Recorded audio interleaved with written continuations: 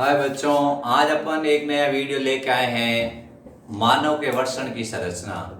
इसमें बहुत सारे क्वेश्चन बनते हैं, छोटे छोटे बड़े बड़े क्वेश्चन बनते हैं, बहुत सारे क्वेश्चन बनेंगे। आप लोग पूरे वीडियो को ध्यान से देखिए और वीडियो का आनंद लीजिए। अपन आज मस्ती के साथ पढ़ेंगे और एंजॉय करते हुए पढ़ेंगे। ऐसा नहीं होगा कि आपके ऊपर लगेगा आप बोझ के साथ अध्ययन कर रहे हो। आपको खुले मन से अध्ययन करना है और आपको इतना बढ़िया याद करना है कि आपको महसूस हो वास्तव में क्या पढ़ा है हमको। आपको ऐसा नहीं लगना चाहिए कि आप वर्षण की संरचना याद कर रहे हो, या आपको ऐसा महसूस होना चाहिए वाह अपन ने क्या याद किया है। ठीक है, तो अपने क्या लोड नहीं लेना है, अपने आराम से याद करो। परीक्षा पता नहीं कब हो क्या हो, लेकिन अपने फ्यूचर में एक क्या बनना है उसका डिसीजन अभी से कर लो। अब मैं आपको एक टॉपिक पढ़ा रहा हूं जिसका नाम है वर्षण की संरचना। पेन भी खुल गया है, आप लोगों के ब्लैक बोर्ड पे मैंने लिख भी दिया है, शुरुआत भी हो गई है। टॉपिक का नाम है वर्षण की संरचना। क्या है? वर्षण की संरचना। ठीक है, स्ट्रक्चर ऑफ टेस्टिस है, उसका अपन अध्ययन करेंगे। वर्षण अपन टेस्टिस कहते हैं, उसकी संरचना का अध्ययन करते हैं। ये सवाल 4 नंबर का आता है कि वर्षण की संरचना को समझाओ और शुक्रजनन नलिका का चित्र बनाओ। इसमें बहुत सारे छोटे छोटे सवाल भी बनते हैं, तो अपन क्या करेंगे, छोटे सवाल और बड़े सवाल सभी का अध्ययन करते जाएंगे। ठीक है, तो सबसे पहले अपन इसके इंट्रोडक्शन देते हैं। वर्षण एक जोड़ी होते हैं, वर्षण एक जोड़ी होते हैं। ठीक है, वर्षण एक जोड़ी होते हैं। दूसरी विशेषता बतानी है, ये मुख्य जनन अंग है, ये मुख्य जनन अंग होते हैं, मुख्य जननांग है। तो वन पेयर है। इसके अलावा ये मेन क्या है, मेन रिप्रोडक्टिव ऑर्गन है, मुख्य जननांग है ये। फिर उसके बाद आपको बताना है गुलाबी रंग के होते हैं। कैसे होते हैं? गुलाबी रंग के होते हैं। प्रत्येक वर्षण 10 से 15 ग्राम वजन का होता है, प्रत्येक वर्षण 10 से 15 ग्राम वजन का होता है। ठीक है, फिर उसके बाद आपको बताना है इनकी उत्पत्ति भ्रूण के मीसोडर्म से होती है। इनकी उत्पत्ति भ्रूण के किस स्तर से होती है? मीसोडर्म से होती है। अब ये मुख्य जनन क्यों है? क्योंकि इसका कारण ये है कि इसमें शुक्र जनन की क्रिया होती है और इसमें शुक्राणु बनते हैं। इसमें शुक्र जनन की क्रिया होती है और इसमें किसका उत्पादन होता है? शुक्राणुओं का उत्पादन होता है। इसमें शुक्र जनन की क्रिया होगी और शुक्राणुओं का उत्पादन होगा। इसके द्वारा एक हार्मोन का स्त्रावन होता है जिसका नाम होता है एंड्रोजन। ठीक है, इसके द्वारा एक हार्मोन निकलता है जिसको एंड्रोजन कहते हैं या टेस्टोस्टेरोन कहते हैं। ये एंड्रोजन या टेस्टोस्टेरोन क्या करता है? पुरुषों में द्वितीयक लैंगिक लक्षणों का विकास करता है और जनन अंगों का विकास करता है। तो इस तरह से अपन कहते हैं वर्षण एक जोड़ी है, मुख्य जनन अंग है, गुलाबी रंग के 10 से 15 ग्राम वजन है, मीसोडर्म से उत्पन्न होते हैं। इसमें शुक्रजनन नलिका पाई जाती है जिसमें शुक्राणुओं का उत्पादन होता है। इसमें शुक्रजनन नलिका पाई जाती है। मुख्य जनन क्यों है? इसमें शुक्रजनन नलिका पाई जाती है, इसमें शुक्राणुओं का उत्पादन होता है। इससे जो हार्मोन निकलते हैं उनको एंड्रोजन या टेस्टोस्टेरोन कहते हैं। ये पुरुषों में द्वितीयक लैंगिक लक्षणों का विकास करेंगे। क्या करेंगे? पुरुषों में द्वितीयक लैंगिक लक्षणों का विकास करेंगे। और इसके अलावा आपको बताना है ये द्वितीयक लैंगिक लक्षणों के विकास के साथ ही आपको बताना जननांगों के विकास में सहायता करते हैं। फिर उसके बाद नेक्स्ट विशेषता बतानी है जो वर्षण है, उस वर्षण की वर्षण के चारों तरफ एक आवरण पाया जाता है। वर्षण पहले अपन बताएंगे वर्षण कोश में स्थित होता है। वर्षण कहाँ स्थित होता है? वर्षण कोश में स्थित होता है। ठीक है, ये अपने ध्यान रखना है।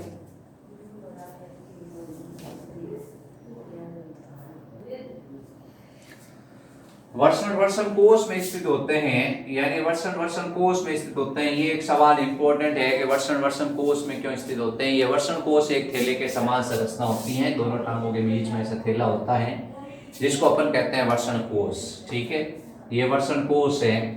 आखिर ये वर्षण कोश में क्यों होते हैं? तो आपको बताना है ये थोड़ा ठंडा रहता है। क्या रहता है? या कूलिंग होती रहती है, ये थोड़ा ठंडा रहता है। तो वर्षण कोश का तापक्रम, वर्षण कोश का तापक्रम शरीर के तापमान से 2 से 3 डिग्री सेंटीग्रेड कम होता है। ये वर्षण कोश का तापमान शरीर के तापमान से 2 से 3 डिग्री सेंटीग्रेड कम होता है। जैसे शरीर का तापमान है वो अपने है मान लो कि 37 डिग्री, तो वर्षण कोश का तापमान 33 डिग्री होगा। यानी तापमान कम होगा और शुक्र जनन क्रिया के लिए क्या होता है, कम तापमान की आवश्यकता होती है। तो वर्षण कोश में क्यों होता है, क्वेश्चन आ जाए तो आपको बिल्कुल भी घबराना नहीं है, आपको तुरंत बताना है कि भाई शुक्राणु निर्माण के लिए क्या है, कम तापमान की आवश्यकता होती है। जो शुक्राणु निर्माण है उसके लिए कम तापमान चाहिए, और कम तापमान कहाँ मिलता है, वर्षण कोशों में। वर्षण कोशों में तापमान 2 से 3 डिग्री सेंटीग्रेड कम होता है, इसलिए क्या होते हैं, वर्षण कोश में होते हैं। तो वर्षण की संरचना, वर्षण एक जोड़ी है, मुख्य जननांग है, गुलाबी रंग के, 10 से 15 ग्राम वजन होता है। इसकी उत्पत्ति भ्रूण के विषोडर्म से होती है। इसमें शुक्र जनन क्रिया होती है और शुक्राणुओं का उत्पादन होता है। एंड्रोजन और टेस्टोस्टेरोन हार्मोन निकलते हैं जो पुरुषों में द्वितीयक लैंगिक लक्षणों का विकास करते हैं। वर्षण कोश में क्यों होते हैं, इसका कारण ये बताना है कि वर्षण कोशों का तापमान शरीर के तापमान से 2 से 3 डिग्री सेंटीग्रेड कम होता है। अब ये वर्षण कोशों का तापमान कम होने से क्या होगा कि शुक्राणु जनन के लिए तापमान कम चाहिए। जो शुक्र जनन क्रिया उसके लिए तापमान क्या चाहिए, कम चाहिए। अगर तापमान ज्यादा होगा तो शुक्राणु का निर्माण नहीं होगा, ये अपने ध्यान रखना है।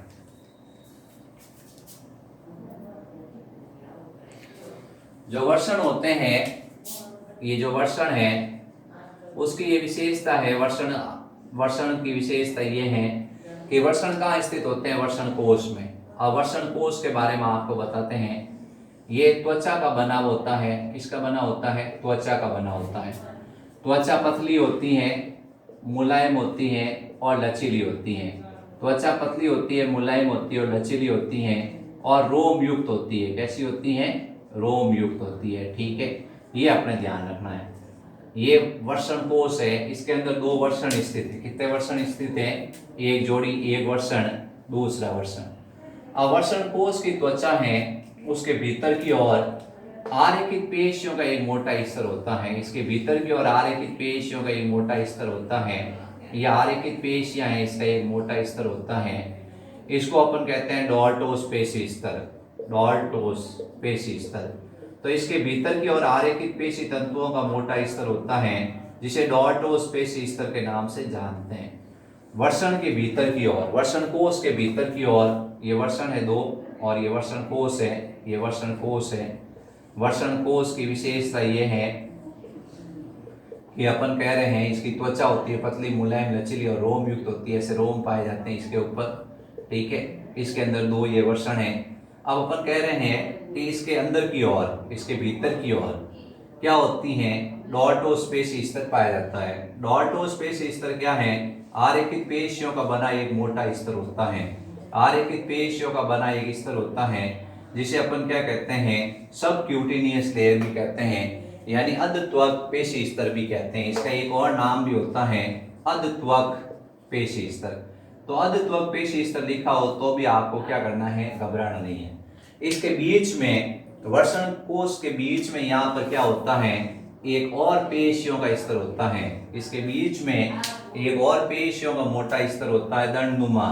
एक बीच में एक मोटा पेशियों का और स्तर होता है, इस तरह से। ठीक है, ये एक और से तो क्या होता है, वर्षण की जो ये पेश या डॉल्टोस पेश है उससे जुड़ा होता है, और दूसरी ओर से उदर की पेशियों से जुड़ा होता है। तो अपन कहते हैं उदर की त्वचा होती है उससे जुड़ता है जाकर, और ये बीच में एक आरेखित पेशियों का की जगह रेखित पेशियों का, किसका, रेखित पेशियों का, ये ध्यान रखना है। रेखित पेशियों का दंडनुमा गुच्छा होता है, रेखित पेशियों का दंडनुमा गुच्छा होता है, जिसको अपन क्या कहते हैं, जिसको आपको बताना है कि ये एक तरह से क्या है, वष्ण उत्कृष्ट पेशी के नाम से जानी जाती है। इसको कहा जाता है वष्ण उत्कृष्ट पेशी। वष्ण उत्कृष्ट पेशी यानी क्रीमेस्टर पेशी, क्रीमेस्टर पेशी के नाम से इसको जाना जाता है। क्रीमेस्टर मसल्स होती है, वष्ण उत्कृष्ट पेशी के नाम से जानते हैं। ये दोनों पेशियां होती हैं, ये आपको बताना है कि सर्दियों के टाइम क्या होता है, इकट्ठा हो जाता है। सर्दियों के टाइम ये वर्षण कोश होता है वो इकट्ठा हो जाता है और गर्मी आती फैल जाता है। ये जो वर्षण कोश है ये सर्दियों के टाइम संकुचित क्यों हो जाता है, जैसे सर्दियां आती हैं तो ये संकुचित हो जाता है, क्यों, और गर्मियां आती फैल क्यों जाता है। ये जैसे ये मनुष्य है तो इस मनुष्य के चिपक जाता है, ऐसे इकट्ठा हो जाता है, यूं चिपक जाता है बिल्कुल। क्योंकि क्या होता है, सर्दियों के समय तापमान बहुत कम हो जाता है। तापमान क्या हो जाता है, बहुत कम होता है, यहाँ ठंडी ठंडी हवा लगती है तो इसका क्या होता है, तापमान बहुत ज़्यादा गिर जाता है। जैसे बाहर तो 20 है और अंदर कितना है 37 है। तो ये क्या होता है, इसकी पेशियां वो संकुचित हो जाती हैं ताकि क्या है तापमान नियमित रहे। क्या रहे, तापमान कमी हो जाता है, उसको तापमान को नियमित करने के लिए, तापमान के रेगुलेशन के लिए पाई जाती हैं। तो इसमें आपको पूछा गया वर्षण कोश है उसके बारे में बताओ। तो वर्षण कोश की विशेषता ये इसकी त्वचा पतली होती है, मुलायम होती है, ड्रोम युक्त होती है, झिल्ली युक्त पतली होती है। अब इसमें दो पेशियों के नाम याद रखने हैं, डॉर्टोस पेशी स्तर। ये जो वर्षण कोश है इसकी त्वचा के अंदर की तरफ आरेखित पेशियों का स्तर पाया जाता है जिसको अत्वक पेशी स्तर या डॉर्टोस पेशी स्तर कहते हैं। और इसके आरेखित मतलब मस्तिष्क से नियंत्रित नहीं है, लेकिन इसके बीच में एक दंडनुमा गुच्छा होता है रेखित पेशियों का जिसको वर्षणोत्कृष्ट पेशी कहते हैं। एक तरफ से यह अत्वक पेशी स्तर से जुड़ा होता है और दूसरी तरफ यह उदर की भित्ति से जुड़ा होता है। इस तरह से ये क्या है, ये आपको बताना है वर्षण कोश की है संरचना। दो सवाल इसमें बन गए। पहला सवाल बन गया कि वर्षण कोश में क्यों होते हैं। आप लोगों को समझ में आ गया होगा, तो आपको आंसर बताना है। इसका कारण है कि टेम्परेचर होता है वहां पर कम, और टेम्परेचर कम होने के कारण वर्षण कोश में होते हैं। दूसरा सवाल है सर्दियों के समय ये वर्षण कोश होते हैं, ये इकट्ठे क्यों हो जाते हैं? क्योंकि मांसपेशियों में संकुचन हो जाता है, तापमान कम होता है बाह्य वातावरण का, जिसके कारण मांसपेशियों का संकुचन हो जाता है, और मांसपेशियों का संकुचन होने के कारण ये क्या हो जाते हैं, इकट्ठे हो जाते हैं। ये अपने ध्यान रखना है।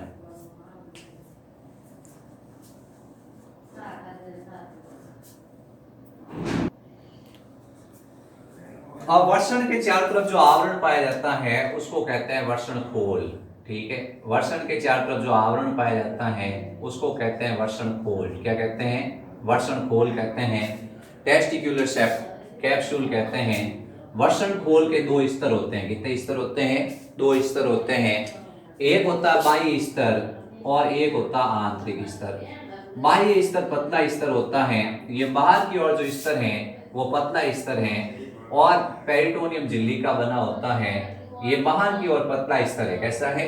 बाहर की ओर पतला स्तर है, जिसको अपन कहते हैं ट्यूनिका वेजाइनलिस। जिसका नाम क्या होता है? ट्यूनिका वेजाइनलिस नाम है, ट्यूनिका वेजाइनलिस। ये जो बाहरी स्तर है इसका नाम होता है ट्यूनिका वेजाइनलिस, और इसके भीतर की तरफ एक मोटा स्तर होता है जो कि आपको बताना है ट्यूनिका एल्बुजिनिया के नाम से जाना जाता है।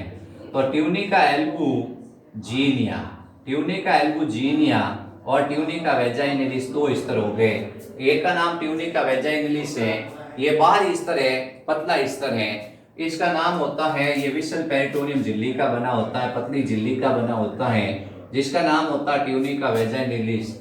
और भीतरी स्तर मोटा होता है और सहज ऊतक का बना होता है। भीतरी स्तर मोटा होता है और सहज ऊतक का बना होता है, जिसका नाम होता है ट्यूनिका एल्बुजिनिया। ये अपने को ध्यान रखना है। हाँ, तो वर्षण के चारों तरफ क्या होता है? मोटा स्तर होता है जिसको कहते हैं ट्यूनिका एल्बुजिनिया।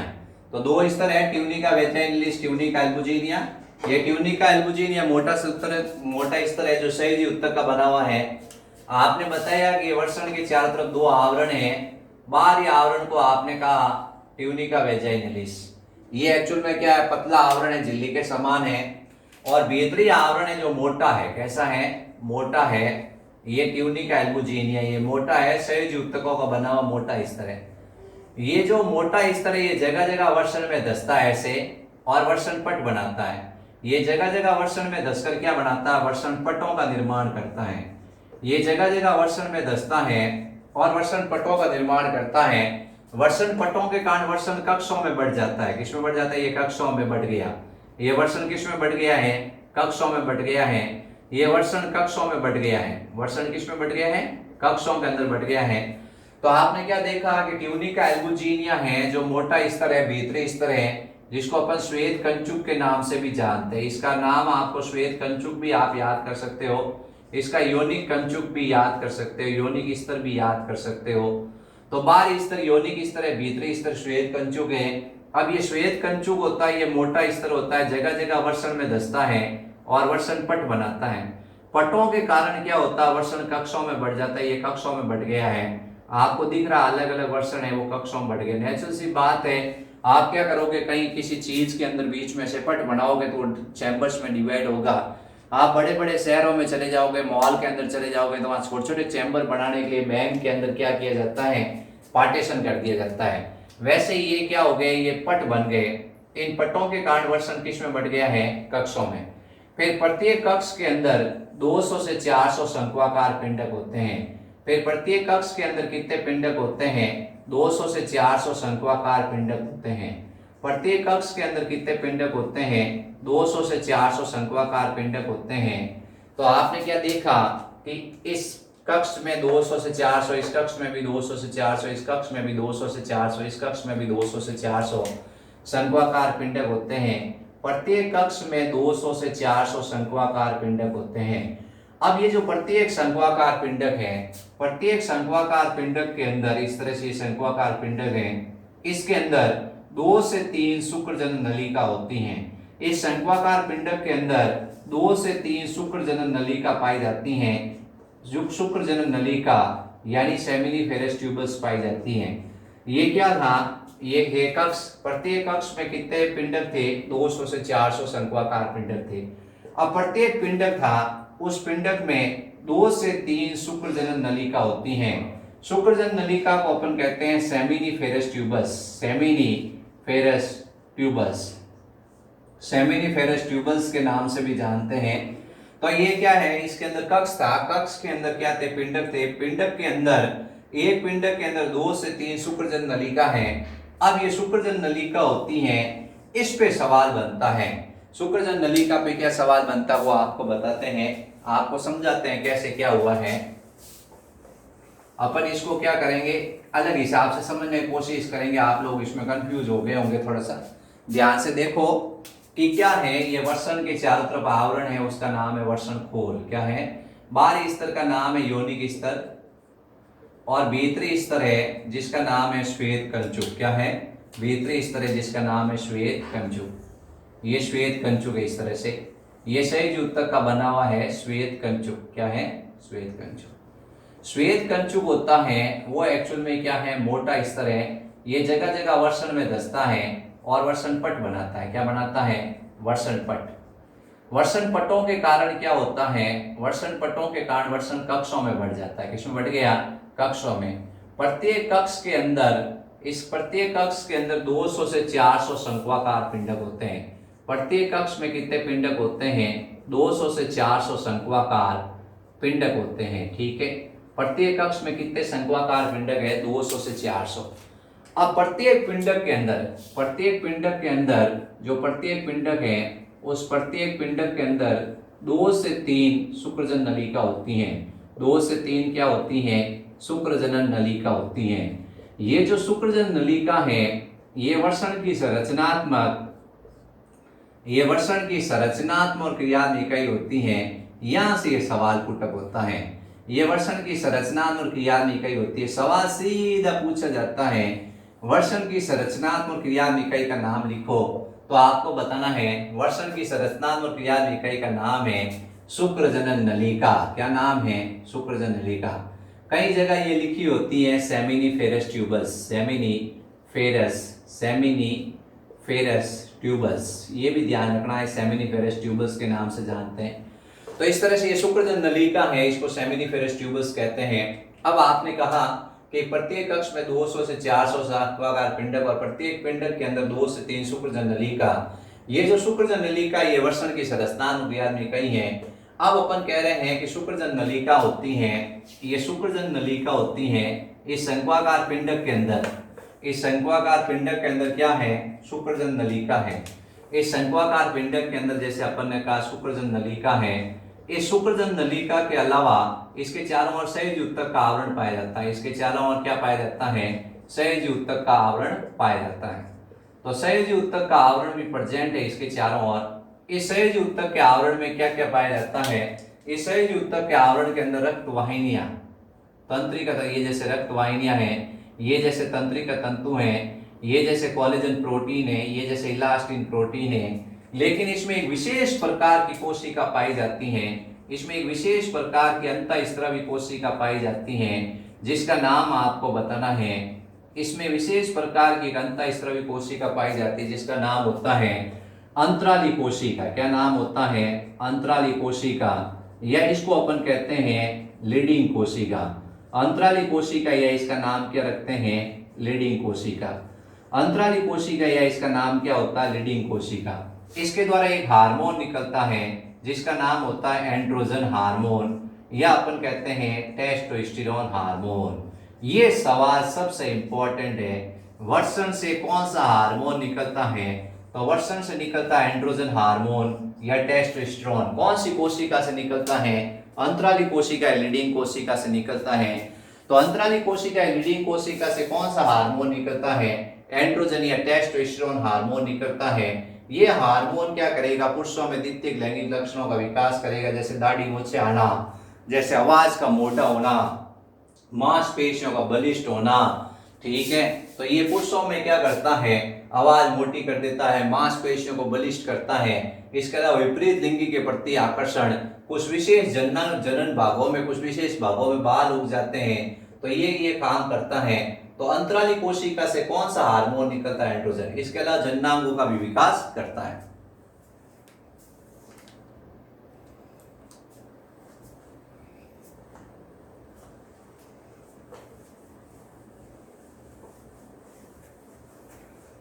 बच्चों आप लोग ध्यान देते रहो, पढ़ते रहो वृषण की संरचना को।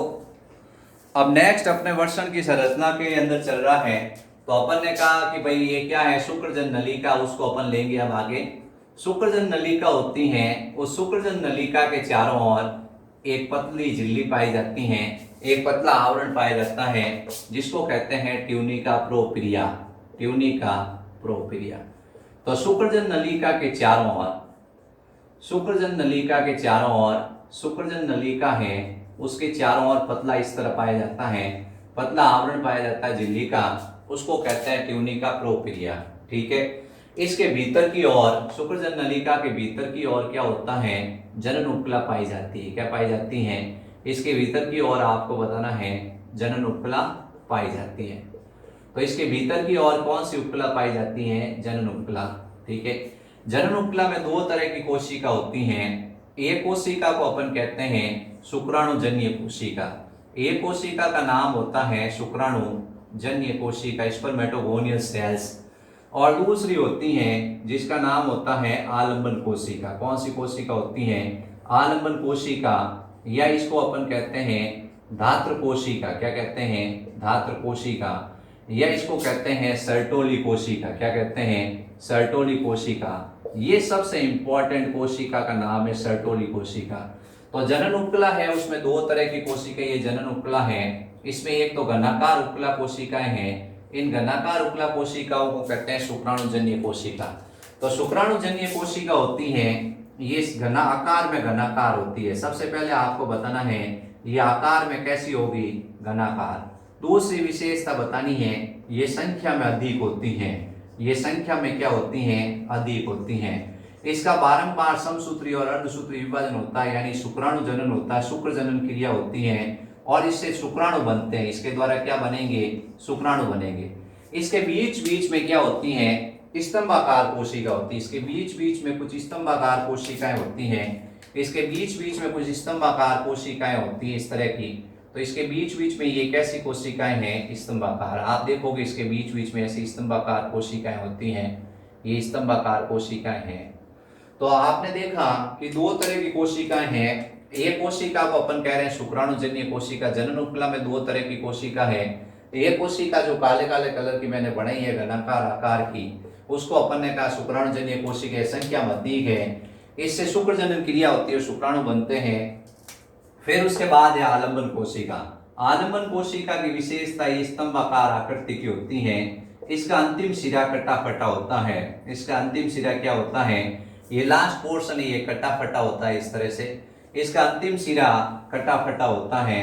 अब आता है इसका काम, ये शुक्राणु को सुरक्षा, ये शुक्राणु को सुरक्षा, ये शुक्राणु को सुरक्षा, ये शुक्राणु को पोषण, ये शुक्राणु को आलंबन देती हैं। ये सवाल सबसे इंपॉर्टेंट है। जैसे नाम से ही पता चलता है धात्र या नर्स, धात्र या नर्स कोशिका का काम क्या है? नर्स का नाम नहीं आए, सर्टोली आ जाए तब अपने टेंशन हो जाती है सर्टोली क्या है। तो सर्टोली ऐसी कोशिका जो शुक्राणु को सुरक्षा, पोषण और आलंबन देती हैं, यानी शुक्राणु को सुरक्षा, पोषण और आलंबन देने का काम करती हैं। इनका अंतिम सिरा कटा फटा होता है। इनसे एक प्रोटीन निकलता है इनहिबिन। क्या निकलता है? इनहिबिन, जो एफएसएच की क्रियाओं का नियमन करता है, यानी शुक्र जनन के लिए उत्तरदायी जो एफएसएच हार्मोन है उसकी क्रियाओं का भी ये नियमन करता है। तो आलंबन कोशिका का काम क्या है? शुक्राणु को सुरक्षा देना, शुक्राणु को पोषण देना, शुक्राणु को आलंबन देना। इनकी संख्या कम होती है, इनका अंतिम सिरा कटा-फटा होता है। इसके अलावा ये शुक्राणु पूर्वी हैं, वो इससे जुड़ते हैं और इससे अतिरिक्त कोशिका दर को हटाने का काम भी करती हैं। शुक्राणु पूर्वी इससे जुड़ते हैं, स्पर्मेटिड इससे जुड़ते हैं और ये अतिरिक्त कोशिका दर को हटाने का काम भी करती हैं। जो अतिरिक्त कोशिका दर हैं उसको हटाने का कार्य भी इसके द्वारा किया जाता है। अतिरिक्त कोशिका दरों को हटाने का कार्य भी इसके द्वारा किया जाता है। ठीक है, जो एक्स्ट्रा जो साइटोप्लाज्म है जिसके कारण शुक्राणु पूर्वी भारी होता है उसको हल्का करने का काम भी इसका होता है। तो इस तरह से आपने वृषण की संरचना देखी है कि वृषण की संरचना में क्या है, ये जो शुक्रजन नलिका है जो वृषण की संरचना क्रिया में कई है, जिसको सेमिनिफेरस ट्यूबल्स कहते हैं। इसके चारों तरफ दो स्तर है। बाहरी स्तर का नाम ट्यूनिका प्रोपिलिया है, भीतर की ओर क्या है? भीतर की ओर जनन उपकला है। अब जनन उपकला में दो तरह की कोशिका है, शुक्राणुजन्य कोशिका और आलंबन कोशिका। शुक्राणुजन्य कोशिका आकार में घनाकार है, संख्या में अधिक है, इसके शुक्र जनन क्रिया होती है, इसके द्वारा शुक्राणु बनते हैं, यानी समसूत्री और असूत्री विभाजन होता है बारंबार इस शुक्राणुजन्य कोशिका का और शुक्राणु बनते हैं। आलंबन धातु कोशिका, सर्टोली कोशिका ऐसी होती है जो स्तंभाकार होती है, इसका अंतिम सिरा कटा-फटा होता है। ये शुक्राणु को सुरक्षा, पोषण और आलंबन देती हैं। इसके अलावा ये क्या करती हैं? इनहिबिन प्रोटीन भी निकलता है इसके द्वारा। इनहिबिन प्रोटीन एफएसएच की क्रियाओं का नियमन करता है। शुक्राणु पूर्वी से अतिरिक्त कोशिका दर को हटाने का कार्य भी इसके द्वारा किया जाता है।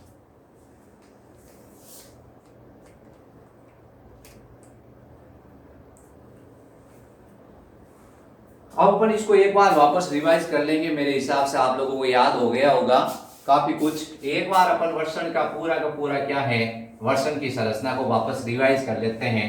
तो ये वृषण की संरचना आ जाए तो आपको इस तरह से क्या करना है, एक्सप्लेन करना है। मैं वृषण के चारों तरफ सबसे पहले वृषण की संरचना अपन एक बार थोड़ा ब्लैक बोर्ड पर क्या करते हैं, पूरा एक्सप्लेन कर देते हैं। वापस 5 मिनट के अंदर रिवाइज कर लेंगे। वृषण के चारों तरफ आवरण है उसको कहते हैं वृषण खोल। क्या कहते हैं? वृषण खोल। वृषण खोल के बारे में बताना है सबसे पहले कि वृषण के चारों तरफ जो आवरण है उसको वृषण खोल। दो स्तर हैं, बाहरी स्तर का नाम योनिक स्तर है और भीतरी स्तर का नाम है श्वेत कंचुक। क्या है? श्वेत कंचुक। ठीक है, श्वेत कंचुक होता है वो संयोजी उत्तक का बना होता है और ये क्या है, उदर के आवरण का बना हुआ है, यानी पतली झिल्ली का बना हुआ है। ये संयोजी उत्तक का बना होता है, भीतरी स्तर होता है मोटा। ये श्वेत कंचुक जगह जगह वृषण में धंसता है और वृषण पट बनाता है। क्या बनाएगा? वृषण पट। वृषण पटों के कारण वृषण किस में बढ़ जाएगा? कक्षों में। किसमें? प्रत्येक कक्ष के अंदर जो प्रत्येक कक्ष है उसमें कितने शंक्वाकार पिंडक होंगे? 200 से 400 शंक्वाकार पिंडक होंगे। प्रत्येक कक्ष में कितने पिंडक होते हैं? 200 से 400 शंक्वाकार पिंडक होते हैं। अब प्रत्येक शंक्वाकार पिंडक के अंदर 2 से 3 शुक्रजन नलिका होती हैं। क्या होती हैं? शुक्रजनन नलिका।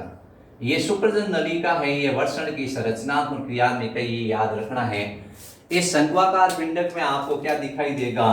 इस शंक्वाकार पिंडक में आपको ये शुक्रजन नलिका दिखाई देगी।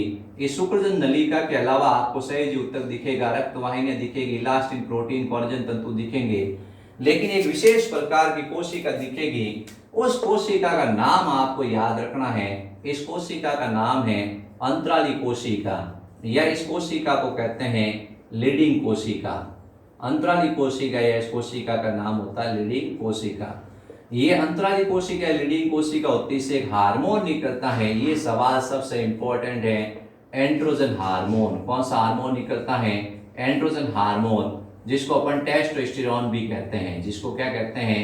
टेस्टोस्टेरोन भी कहते हैं। ये पुरुषों में द्वितीयक लैंगिक लक्षण उत्पन्न करता है। अब ये जो शुक्रजन नलिका है इसके 2 स्तर हैं।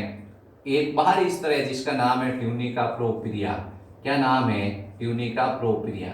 और भीतरी स्तर है जिसका नाम आपको बताना है जनन उपकला। जनन उपकला में 2 तरह की कोशिका है बच्चों। एक कोशिका का नाम होता है जिसको अपन कहते हैं शुक्राणु जन्य कोशिका।